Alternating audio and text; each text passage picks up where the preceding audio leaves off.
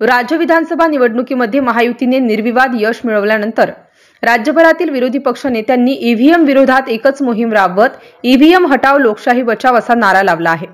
वंचित बहुजन आघाडीचे संस्थापक अध्यक्ष प्रकाश आंबेडकर यांनी ईव्हीएम विरोधात वंचित बहुजन आघाडी स्वाक्षरी मोहीम राबविणार असे घोषित केल्यानंतर बुलढाणा जिल्ह्यातील शेगाव येथे वंचित बहुजन आघाडीचे नेते अजय सुरवाडे यांच्या नेतृत्वात आज 9 डिसेंबर रोजी छत्रपती शिवाजी महाराज चौक येथे ईव्हीएम विरोधात स्वाक्षरी मोहीम राबवण्यात आली।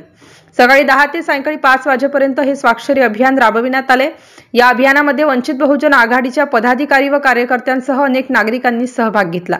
MCN न्यूज मराठी करिता रवी शेगोकार, शेगाव। बाळासाहेब आंबेडकर यांनी संपूर्ण महाराष्ट्राला निवडणूक आयोग या विरोधामध्ये ईव्हीएम हटाव ही मोहीम वंचित बहुजन आघाडीच्या वतीने चालू केलेली आहे।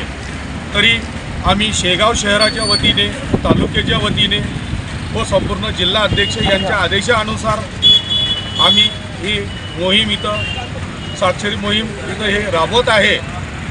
तरी मी सर्वांना आवाहन करेल की या मोहीममध्ये ईव्हीएम हटाव या मोहीममध्ये जनतेने सर्व सहभाग घ्यावा अशी मी सर्वांना विनंती करतो।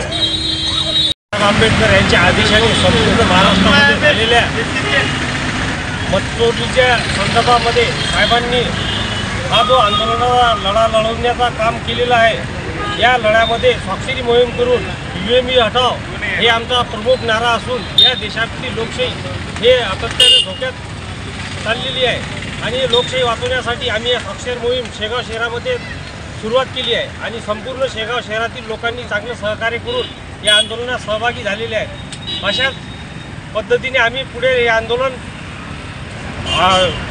पुढच्या पद्धतीने अजून आक्रमक होईल आणि या आंदोलनात आम्ही जोपर्यंत आमचा हक्क आम्ही घेतल्याशिवाय शांत राहणार नाही।